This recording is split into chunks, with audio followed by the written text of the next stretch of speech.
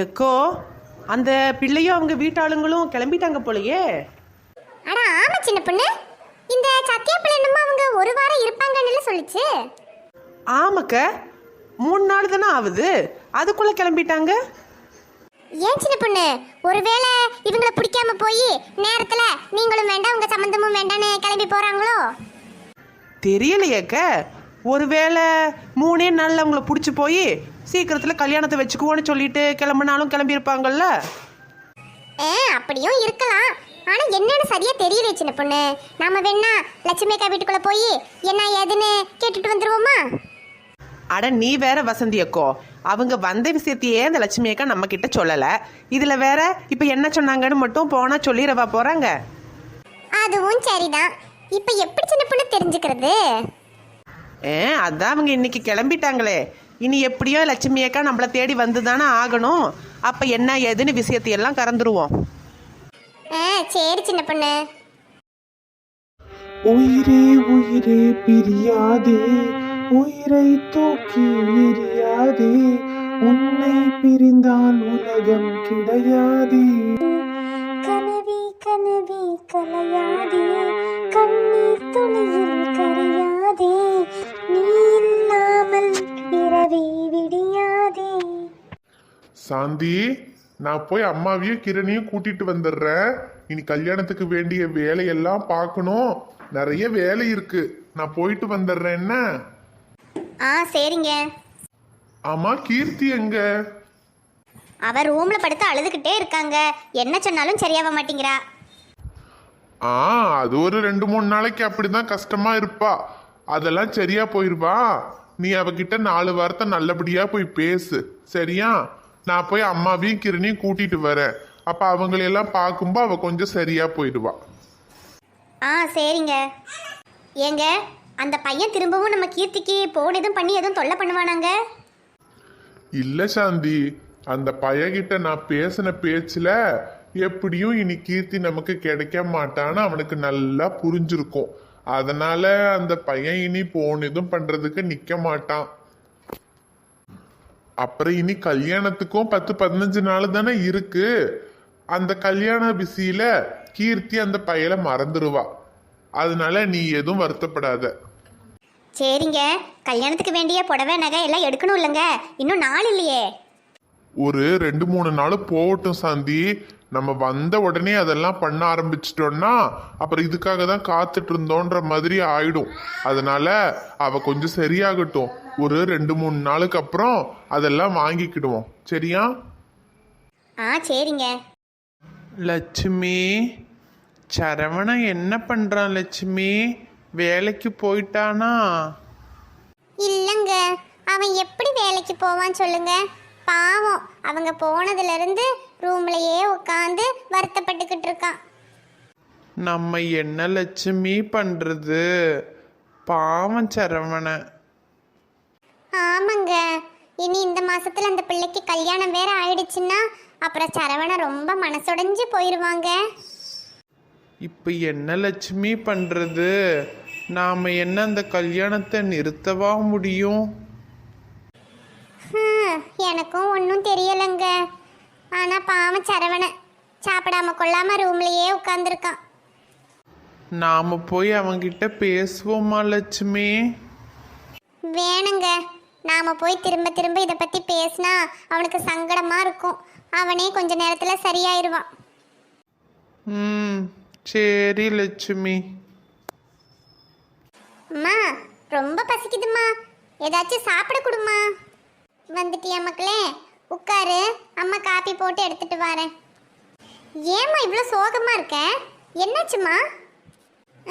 ஒன்றும் இல்லைம்மடி, நீ யூனிஃபார்ம் எல்லாம் மாற்றி வச்சுட்டு வந்து உட்காரு, அம்மா சாப்பிட ஏதாவது எடுத்துட்டு வரேன். அம்மா, நம்ம வீட்டில் அந்த அக்காவங்கெல்லாம் இருந்தாங்கல்ல, அவங்கெல்லாம் எங்கம்மா காணோம்? அவங்க வீட்டுக்கு போயிட்டாங்கம்மாடி. ஏம்மா, ஒரு வாரம் இருப்பாங்கன்னு தானே சொன்னீங்க, அதுக்குள்ளே போயிட்டாங்களா? எப்பம்மா அந்த அக்காவுக்கும் நம்ம அண்ணாக்கும் கல்யாணம்? இங்கே பாரு சத்யா, இனிமே அந்த அக்காவை பற்றி இந்த மாதிரியெல்லாம் எதுவும் பேசக்கூடாது, சரியா? அவங்க ஒன்றும் நம்ம அண்ணனை கல்யாணம் பண்ணிக்க போகிறவங்க கிடையாது, சரியா? இனிமேல் இதை பற்றி யாருக்கிட்டையும் பேசக்கூடாது. முக்கியமாக அண்ணன்கிட்ட இதை பற்றி ஒரு வார்த்தை கூட கேட்கக்கூடாது, சரியா? ஏம்மா இப்படி சொல்றீங்க? என்னாச்சுமா? சத்யா, அதான் இதை பத்தி பேசக்கூடாதுன்னு சொல்றல்ல, திரும்ப திரும்ப இதை பத்தி பேசிக்கிட்டே இருக்க. இனிமே இதை பத்தி பேசி பாரு, அப்புறம் இருக்கு உனக்கு. என்னாச்சு இவங்களுக்கு? இவங்களாதான் அந்த அக்காவுக்கும் அண்ணாவுக்கும் கல்யாணம்னு சொன்னாங்க. இப்ப இவங்களாவே அவங்கள பத்தி எதுவும் பேச வேண்டாம், அதெல்லாம் இல்லைன்னு சொல்றாங்க. என்னதான் இந்த வீட்டுல நடக்குது?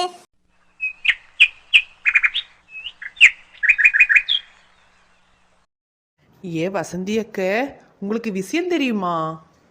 என்னது சின்ன பொண்ணு? அட நம்ம லட்சுமி அக்கா வீட்டு விஷயம்தான். லட்சுமி அக்கா வீட்டு விஷயமா? என்னாச்சு சின்ன பொண்ணு, உனக்கு எதுவும் தெரிஞ்சதோ? பின்ன தெரிஞ்சுக்காம விட்டுருவனா? அந்த பிள்ளையோட வீட்டுல இருந்து லட்சுமி அக்கா வீட்டுக்கு வந்திருந்தாங்கல்ல, அவங்க வந்த அன்னையிலிருந்தே அந்த பிள்ளையோட அப்பா டிவி வேணும், ஏசி வேணும், சோஃபா வேணும்னு ஒரே போடா போட்டிருக்கிறாரு பாத்துக்கங்க. அப்படியா சின்ன பொண்ணு? அப்புறம் அப்புறம் என்ன, இந்த சரவணம் பையலும் கடனை உடனே வாங்கி எல்லா பொருளையும் வாங்கி போட்டிருக்கான் பார்த்துக்கோங்க. அப்புறம் சரி கல்யாணத்துக்கும் ஒத்துக்கிறோம், ஆனால் எங்கள் வசதிக்கு தகுந்தாப்பில் தான் கல்யாணம் பண்ணணும், செலவெல்லாம் நீங்கள் தான் பார்த்துக்கணும், 20 லட்சம் ரூபாய் செலவாகும்னு சொல்லியிருக்காங்க பார்த்துக்கோங்கக்கா. என்னது 20 லட்சமா? இதை கேட்டதுமே லட்சுமி அக்கா வீட்டாளுங்க கல்யாணமே வேண்டான்னு சொல்லியிருப்பாங்களே. அட அதுதான் இல்லை, அதை கூட இந்த சரவணை எப்படியோ நான் ரெடி பண்ணிடுறேன்னு சொல்லியிருக்கான் பார்த்துக்கோங்க. என்ன சின்ன பொண்ணு இது? 20 லட்சம் ரூபாய் செலவாகும்னு சொன்னதுக்கு அப்புறமா கல்யாணத்துக்கு ஒத்துக்கிட்டு இருக்காங்களா? எப்படி இவங்களால இவ்வளவு பணத்தை ரெடி பண்ண முடியும் சின்ன பொண்ணு? அட பணத்தை ரெடி பண்ணுறதாங்க கிடக்கட்டும், அதை விட பெரிய ஒரு பிரச்சனை நடந்திருக்கு பார்த்துக்கோங்கக்கா. அந்த பிள்ளையோட அப்பா இல்லை, அந்த மனுஷன் இவங்க முன்னாடி நல்லவர் மாதிரி எல்லாத்துக்கும் சம்மதம்னு சொல்லிட்டு இந்த சரவண பையன்கிட்ட போய் நீ என்னதான் செலவு பண்ணாலும் உனக்கு கீர்த்தியை கட்டி வைக்க மாட்டேன், கல்யாணத்தை நிறுத்திடுவேன், இனி உன் இஷ்டம் அப்படி இப்படின்னு சொல்லி சரவணனை பயங்கரமா மிரட்டியிருக்காரு பார்த்துக்கோங்க. ஐயோ, என்ன சின்ன பொண்ணு இது? ஒரு மனுஷன் இப்படியுமா இருப்பாரு? அட ஆமக்க, அந்த பிள்ளையோட அப்பா அன்னைக்கு நம்ம போனப்பவே என்ன பேச்சு பேசினாரு. அவர் இதெல்லாம் பண்ணலைன்னா தான் அதிசயம், இப்படியெல்லாம் பண்ணினால தான் சரவண ஐயோ நம்ம இவ்வளோ செலவு பண்ணியும் அந்த பிள்ளைய கட்டி வைக்க மாட்டாரு, அப்புறம் நமக்கு எதுக்கு இவ்வளோ கஷ்டம், நம்மளால அப்பா அம்மா கஷ்டப்பட வேணான்னு சொல்லிட்டு எனக்கு இந்த பிள்ளை வேண்டாம், இந்த கல்யாணம் வேண்டான்னு சொல்லியிருக்கான் பாவம். ஓஹோ, இதுதான் விஷயமா? இதனாலதான் காலங்காத்தால குடும்பத்தோட கிளம்பி போயிட்டாங்களா? அட ஆமக்க. சரி சின்ன பொண்ணு, இந்த விஷயம் எப்படி உனக்கு தெரிஞ்சது? இதை நம்ம லட்சுமி அக்கா சுந்தரி அக்கா கிட்ட சொல்லியிருக்காங்க. வர்ற வழியில தான் சுந்தரி அக்காவை பார்த்தேன், இந்த விஷயத்தையெல்லாம் அப்படியே கறந்துக்கிட்டு வந்தேன் பார்த்துக்கோங்க. நீ பெரிய ஆளுதான் சின்ன பொண்ணு. என்னாச்சோ ஏதாச்சோன்னு நானும் கடந்து யோசிச்சுக்கிட்டே கிடந்தேன். இப்பதான் மனசுக்கு கொஞ்சம் நிம்மதியா இருக்கு. என்னக்கா நீ இப்படி சொல்ற? பாவம் அந்த சரவண பையன் வருத்தமா இருக்கான், உனக்கு என்ன நிம்மதியா இருக்குங்கிற? அட நான் அப்படி சொல்லல சின்ன பொண்ணு, விஷயம் தெரியாம ரொம்ப குழப்பமா இருந்துச்சு, இப்ப விஷயம் தெரிஞ்சதும் கொஞ்சம் நிம்மதியா இருக்குன்னு சொன்னேன், அவ்வளவுதான். மத்தபடி அந்த சரவண பையன் பாவம் தான். ஆமாக்க, பாவம் அவன் எல்லாம் செலவு பண்ணி எல்லாம் பண்ணியும் கடைசியில் இந்த பிள்ளைய கட்டிக்க முடியலையேன்னு வருத்தமா இருக்கானா. என்ன பண்றது சின்ன பொண்ணு, கல்யாணங்கிறது என்ன நம்ம நினைச்ச மாதிரியா நடக்கும்? யாருக்கு யாருன்னு எழுதி இருக்கோ அதுதானே நடக்கும். நீ சொல்றதும் சரிதான்க்க. நான் கூட பெரிய பணக்காரனா பார்த்து கல்யாணம் பண்ணிக்கணும்னு ஆசைப்பட்டேன், கடைசியில இந்த மனுஷனை வாக்கப்பட்டு 5க்கும் 10க்கும் பிச்சை எடுத்துட்டு கிடக்குறேன். எல்லாம் தலையெழுத்து தான் சின்ன பொண்ணு, நடக்கிற மாதிரி தான் நடக்கும். எக்க, உனக்கே இது கொஞ்சம் ஓவரா தெரியல? ஏதோ சேகரணனா இருக்கிற தொட்டு உன்னை இவ்வளோ நாள் உயிரோட விட்டு வச்சிருக்கிறாரு. இதே நீ வேற யாரையாவது கட்டியிருந்தேன்னு வச்சுக்க, நீ பேசுற பேச்சுக்கு உன்னையெல்லாம் நைட்டோட நைட்டா அம்மிக்கல்ல தூக்கி தலையில போட்டு கொண்டிருப்பாங்க. போ சின்ன பொண்ணு, உனக்கு எப்பவுமே தமாசு தான். அக்கா, தானோ வா தானோ. என்னக்கா இது? இவ்வளோ விஷயம் நடந்திருக்கு, என்கிட்ட ஒரு வார்த்தை கூட சொல்லல. சரவணோட விஷயம் கேள்விப்பட்டதும் என்னால அங்க இருக்கவே முடியல, அதான் வந்துட்டேன்.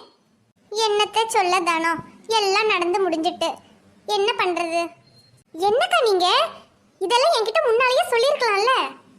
ஆட என்னத்த சொல்ல தானோ, இந்த சரவணன் பையன் திடீர்னு வந்து நாளைக்கு அந்த பிள்ளை வீட்டுல இருந்து வந்து தங்குவாங்க, எல்லாம் கல்யாணத்துக்கெல்லாம் ஏற்பாடு பண்ணிக்கலாம் அப்படி இப்படின்னு சொல்லவும், சரி நம்ம பையன் ஆசைப்பட்ட வாழ்க்கையாச்சே, அவனுக்கு நல்லது நடந்தா சரிதான்னு நாங்களும் ஒத்துக்கிட்டோம். கடைசியில் அது இப்படி ஆயிடுச்சு பார்த்துக்க, என்ன பண்றதுன்னே தெரியல தானோ. என்னக்கா நீங்க இப்ப சரவணன் எங்க? அவதான் இன்னைக்கு தான் வேலைக்கு போனான் தானோ. நேத்தெல்லாம் வீட்டிலேயே உட்காந்து வருத்தப்பட்டுக்கிட்டு இருந்தான். இன்னைக்கு தான் சரி அம்மா வேலைக்கு போயிட்டு வரேன்னு போனான். சரிக்கா, இனி இப்படியே விடக்கூடாது, கூடிய சீக்கிரத்துல சரவணனுக்கு ஒரு பொண்ணை பார்த்து கட்டி வைக்கணும். ஐயோ தனோ, அவன் ரொம்ப மனசுடைஞ்சு போயிருக்கான் தனோ. அந்த பிள்ளைய நினைச்சு அழுதுகிட்டே இருக்கான்.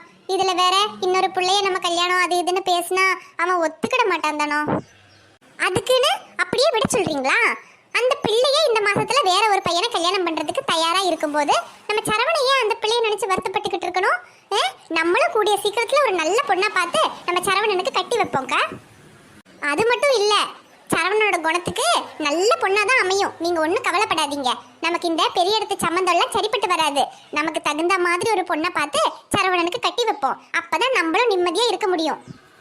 நீ சொல்றதெல்லாம் சரிதான் தானோ, ஆனா இந்த சரவணை ஒத்துக்கிடுவானான்னு தெரியலையே. அட எல்லாம் ஒத்துக்குவாங்க. அந்த பிள்ளைக்கு இந்த மாசத்துல கல்யாணம் ஆயிடுச்சுன்னா அதுக்கப்புறம் இவன் அந்த பிள்ளைய நினைச்சு வருத்தப்பட்டு என்ன ஆக போகுது சொல்லுங்க? காலகாலத்துல அவனுக்கு ஒரு பிள்ளைய பார்த்து கட்டி வச்சாதான் அவனும் சங்கடப்படாம நல்லபடியா இருப்பான். நீங்க எதுக்கும் கவலைப்படாதீங்க. அவனுக்கு பொண்ணு பார்க்குற வேலையை நான் பாத்துக்கிறேன். நல்ல பொண்ணா பார்த்து சரவணனுக்கு கட்டி வைக்க வேண்டியது என்னோட பொறுப்பு.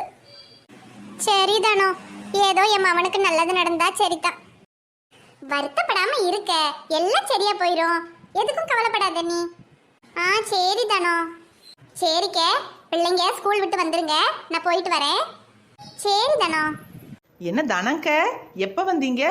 எப்படி இருக்கீங்க? யாரு சின்ன பொண்ணா? வசந்தி, உமா எல்லாம் எப்படி இருக்கீங்க? நான் நல்லா இருக்கேன். என்னக்க, தீபாவளிக்கு வந்து ஒரு வாரம் இருந்தீங்க போல, ஆனா வெளியவே வரல, பார்க்கவே முடியறதில்ல பாத்துக்கங்க. அட என்ன சின்ன பொண்ணு நீயே, ஊர்லயே இருக்கிற லட்சுமி அக்காவையே பார்க்க முடியறது இல்ல. விருந்தாளிகள்லாம் வந்ததும் ரொம்ப பிஸி ஆயிட்டாங்க. இதுல எங்கிருந்து தனா அக்காவை பார்க்க முடியறது? பாத்தியா தனோ, இதுங்களுக்கு எல்லா விஷயமும் தெரியும். தெரிஞ்சிட்டும் எப்படி நக்கலா பேசுதுங்க பாத்தியா? சரி போட்டும் விடுக்க. அட என்ன வசந்தி, நீங்க எல்லாம் தான் அக்காவுக்கு இருக்கீங்க. எது ஒண்ணுனாலும் அக்கா உங்ககிட்ட தானே வரும். உங்களை விட்டுட்டு வேற எங்க போயிட போகுது? நீங்களே இப்படி பேசினா எப்படி? அட என்ன லட்சுமி அக்க, எங்களுக்கு எல்லாம் தெரியும். இப்ப என்ன ஆகி போச்சுன்னு நீங்க இப்படி வருத்தமா இருக்கீங்க? அட சின்ன பொண்ணு, அந்த பொண்ணு வீட்டுல இப்படி பிரச்சனை ஆயிட்டு பாத்தியா? அதான் அதை நினைச்சு சரவணனும் வருத்தமா இருக்கான், அக்காவும் வருத்தப்பட்டுக்கிட்டு இருக்காங்க. அட என்ன லட்சுமி அக்கா, நீங்க அந்த பிள்ளைய விட்டா என்ன ஊருலகத்துல வேற பொண்ணா இல்ல? ஏன் இப்படி வருத்தப்பட்டுட்டு கிடக்குறீங்க? அவளை விட நல்ல சூப்பரா அம்சமா பிள்ளைய பார்த்து நம்ம சரவணனுக்கு கட்டி வைப்பங்க. கவலைப்படாம இருங்க. சரி சின்ன பொண்ணு. சின்ன பொண்ணு, வசந்தி, உமா, நீங்க எல்லாரும் தான் அக்காவுக்கு தைரியமா இருக்கணும். அக்காவை பார்த்துக்கங்க. இப்படி வருத்தப்பட்டுக்கிட்டே இருக்கும். நீங்க தான் கொஞ்சம் சொல்லி புரிய வைக்கணும். சரியா? அப்ப எனக்கு நேரம் ஆயிட்டு, பிள்ளைங்க பள்ளிக்கூடம் விட்டு வந்துருங்க, நான் போயிட்டு வரேன். அட லட்சுமி அக்காவை நாங்க பாத்துக்கிறோம், நீங்க தைரியமா போயிட்டு வாங்க. சரி, அப்ப நான் வரேன்க்கா. சரி தனோ, பார்த்து போயிட்டு வா. அட என்ன லட்சுமி அக்கா, நீங்க வருத்தப்படாம இருங்க. சரவணனுக்கு நல்ல பொண்ணா பார்த்து கட்டி வச்சிருவோம். பணங்காய்ச்சி உள்ளவங்கெல்லாம் அப்படித்தான். அவங்க நினைக்கும் போது வேணும்பாங்க, அப்புறம் வேணாம்பாங்க. அவங்களுக்கு அதெல்லாம் சகஜம். ஆனா நம்ம தான் பார்த்து புரிஞ்சு நடந்துக்கணும். நமக்கு தகுந்த மாதிரி ஆளுங்களை பார்த்துருந்தா இப்படி எல்லாம் ஆயிருக்குமா? நல்ல பணம் வருது, காசு வருதுன்னு பெரிய இடமா பார்த்தா இப்படிதான் நமக்கு கஷ்டம் வரும். ஏ வசந்தி அக்கா, ஏன்க்கா இப்படி பேசுற? இல்லனாலே லட்சுமி அக்கா வருத்தத்துல இருக்கு, நீ வேற ஏன்க்க? அட என்ன சின்ன பொண்ணு நீ, நான் உள்ளதை தானே சொல்றேன். சின்ன பிள்ளைங்களுக்கு என்ன தெரியும்? அதுங்க யோசிக்காம கொள்ளாம ஆசைப்பட்டுருங்க. ஆனா பெரியவங்க நம்ம தான் பார்த்து பக்குவமா சொல்லி இதெல்லாம் நம்ம குடும்பத்துக்கு செட் ஆகாதுன்னு எடுத்து புரிய வைக்கணும். அதை விட்டுட்டு நாமளும் பிள்ளைங்களோட சேர்ந்து பார்த்துக்குவோன்னு நின்னோம்னா இப்படிதான் நடக்கும். நீ கொஞ்சம் வாயை வச்சுக்கிட்டு சும்மா இருக்க. லட்சுமி அக்கா, இந்த 4 முடி இப்படிதான் எதையாவது உளறிக்கிட்டு கிடக்கும். நீங்க அதையெல்லாம் பெருசா எடுத்துக்கிடாதீங்க, வருத்தப்படாம இருங்க. சரியா? அதெல்லாம் இல்ல சின்ன பொண்ணு, வசந்தி சொல்றதும் சரிதான். நாங்க தான் அவனுக்கு பக்குவமா சொல்லி புரிய வச்சிருக்கணும். சரி, பையன் ஆசைப்பட்டுட்டானேன்னு தான் இதுக்கெல்லாம் நின்னோம். அது இப்படி ஆகும்னு எங்களுக்கு என்ன தெரியுமா சொல்லு? சரிக்க, அதை விடுங்க. அதை ஏன் நினைச்சுக்கிட்டு இருந்தா வருத்தமா தான் இருக்கும். இன்னைக்கு நம்ம ஊர் முருகன் கோயில்ல சாயந்தரம் விசேஷம் பார்த்துக்கிடுங்க. நம்ம எல்லாரும் போவோம். அப்ப மனசுக்கு கொஞ்சம் நிம்மதியா இருக்கும். அப்படியே சின்ன பொண்ணு? சரி வரேன் சின்ன பொண்ணு. தலைய ரொம்ப வலிக்குது. நான் ஒரு மாத்திரையை போட்டு கொஞ்ச நேரம் படுத்து எந்திரிச்சிட்டு சாயந்தரமா வரேன். என்ன? சரிக்க. ஏ வசந்தி அக்கோ, லட்சுமி அக்காவே வருத்தமா இருக்காங்க. வாயை வச்சுக்கிட்டு சும்மாவே இருக்க மாட்டியா நீயே? ஆனா நீ வேற சின்ன பொண்ணு, பெரிய சம்பந்தம் கைவிட்டு போயிடுச்சேன்னு தான் இவ்வளோ வருத்தமா இருக்காங்க. இது கூட தெரியாம நீ வேற.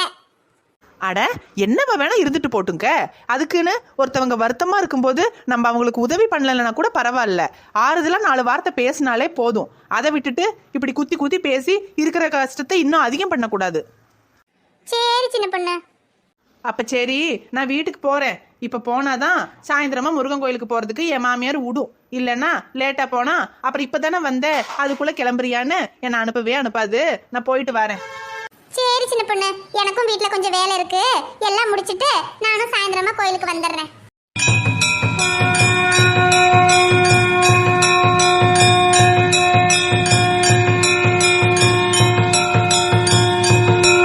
ஏ வசந்தியக்கோ, அந்த தேங்காயை கொஞ்சம் கொடுங்களேன் திம்போம். போ சின்ன பொண்ணு, நானே நைட்டுக்கு சட்னிக்கு இந்த தேங்காயை வச்சு தான் ரெடி பண்ணணும். ஏ வசந்தியக்கோ, நீ இருக்க பாரு, ஒரு துண்டு தேங்காய் கேட்டா கொடுக்க மாட்டேங்கிற. ஏன் சின்ன பொண்ணு, கோயிலுக்கு தானே வர, ஒரு தேங்காய் பழம் பத்தி ஏதோ ஒன்று வாங்கிட்டு வரக்கூடாது? இப்படிதான் கையை வீசிக்கிட்டு வருவியா? அட நீ வேறக்க, நான் கோயிலுக்கு வர்றதே பெரிய விஷயம். என் மாமியார் கிட்ட கோயிலுக்கு போறேன்னு சொன்னதுக்கே 1008 திட்டு வாங்கிட்டு தான் வந்தேன். இதுல வேற தேங்காய் பழம் பூவு இதெல்லாம் வாங்குறதுக்கு காசை கொடுங்கன்னு கேட்டிருந்தா அவ்வளோதான், அப்புறம் என்ன வெளியே எங்கேயுமே விடாது. அது சரி. ஏ உமாக்கா, நீயாவது ஒரு துண்டு தேங்காய் கூட, இல்ல நீயும் இதை வச்சுதான் நைட்டுக்கு சட்னி அரைக்கணுமா? அப்படியெல்லாம் இல்ல சின்ன பொண்ணு, இந்தா.